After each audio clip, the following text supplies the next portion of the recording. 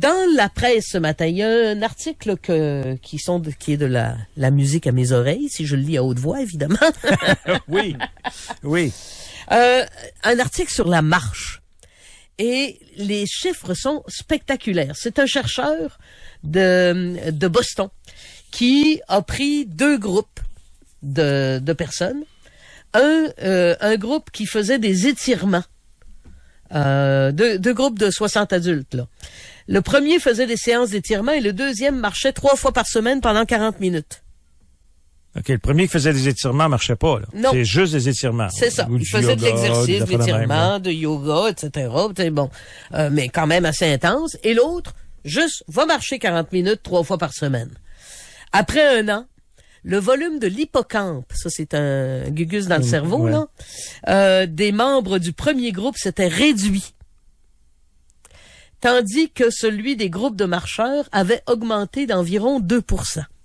Ça, c'est une bonne chose? C'est une excellente chose parce que c'est ce qui te permet notamment de faire des analyses, de cultiver ta mémoire, etc.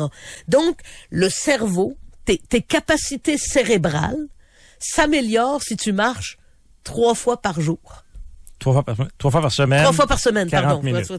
C'est 3 fois par jour, c'est moi. C'est toi, oui.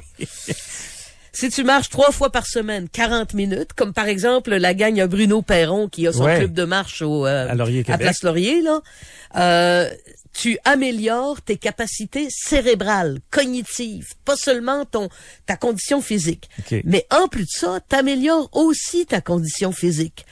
Évidemment, oui. Une analyse publiée en août dans un journal de cardiologie conclut que pour chaque tranche de 1000 pas que tu fais par jour, tes risques de mortalité sont réduits de 15%. Et tes risques d'une mortalité liée à une maladie cardiovasculaire de 7%. Donc, toi, à la quantité de pas que tu fais par jour, c'est 150% que ça réduit, là. Ouais. Moi, je l'ai vu d'ailleurs, hein. J'ai une montre qui me donne toutes sortes d'informations dont j'ai pas besoin, là.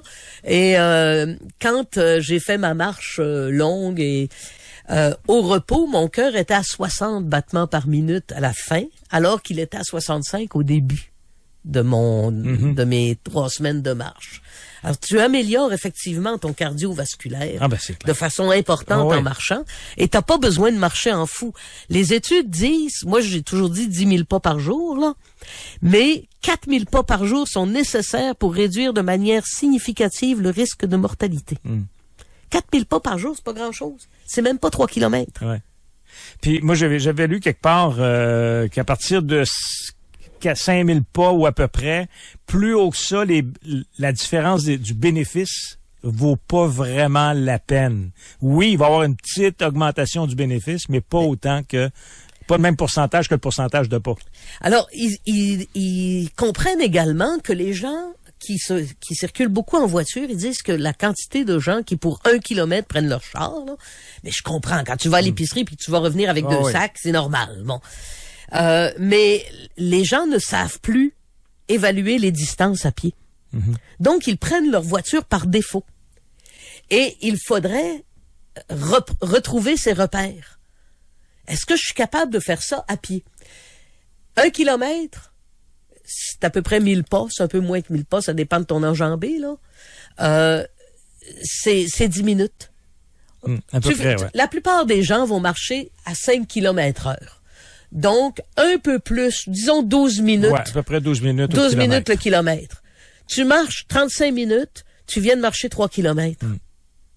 Tu marches 40 minutes, tu as marché 4000 pas. Donc, il faut retrouver les repères. Et il y a des villes, je me souviens plus quelle ville, il y a des villes piétonnières où ce que j'ai vu, c'est des plans de la ville avec les distances en minutes de marche. Ah, OK. Alors, par exemple, le sentier de la rivière Saint-Charles, on pourrait très bien indiquer telle place est à, au lieu d'indiquer les mètres, 10-15 minutes de marche. Ou mettre les deux, parce qu'on marche pas tous au même rythme, là. Oui. En montagne, dans les sentiers de randonnée, là, en France, on t'indique le nombre, on t'indique le temps que ça te prend. On t'indique pas la distance. Parce que tu marches plus lentement en montagne que tu ne vas marcher. Mais j'ai vu des villes, je pense que c'est Pontevedra, où, À l'entrée de la zone piétonnière, on t'indique les principaux endroits intéressants, puis on te dit le temps que ça prend pour te rendre à pied à chacun des endroits. Mm-hmm. Moi, si j'étais ministre de la Santé, la première chose que je ferais, là, je ne le serai jamais, OK, c'est d'obliger les entreprises à indiquer les ascenseurs plus clairement que les escaliers plus clairement que les ascenseurs. Mm-hmm. Moi, le nombre de fois, notamment dans les hôpitaux, où je prends l'ascenseur parce que je le trouve pas, le maudit escalier, là. Puis, rien que monter 3 étages à pied, c'est déjà un gain. Ben oui. L'autre truc que j'utilise beaucoup, moi, c'est que je me stationne toujours, ça rend ma sœur complètement folle, là, mais je me stationne toujours le plus loin possible, ces stationnements.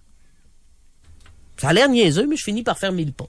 Ben, écoute donc. Puis tu te fais pas cogner. Je me fais pas cogner parce que je suis tout seul dans mon coin, là, mais mais il y a vraiment là un article qui montre que d'abord au Québec, on ne marche pas et il faut remettre les Québécois à la marche. Ça coûte rien. Première chose à acheter, c'est quoi? Des chaussures. Une bonne paire de souliers. Si la paire de souliers qui est proche de votre porte est inconfortable, vous partirez pas à pied. Une bonne paire de souliers. Premier élément. Puis, je dirais, deuxième élément, un bon sac à dos. Spacieux. Pour que vous puissiez faire des commissions, puis enfourner ça dans le sac à dos, puis pas avoir des sacs à traîner. Mm-hmm. T'achètes ces 2 affaires-là, ça va te coûter à peu près 500$, c'est moins cher qu'un gym, ça va te durer pendant 3 ans. Le gym où on a accès par l'escalier roulant. C'est ça. Il faut quand même pas forcer. Puis tu stationnes à la porte du gym, évidemment. Oui, là. évidemment. Évidemment, parce que tu t'es toujours pas pour marcher pour aller au gym.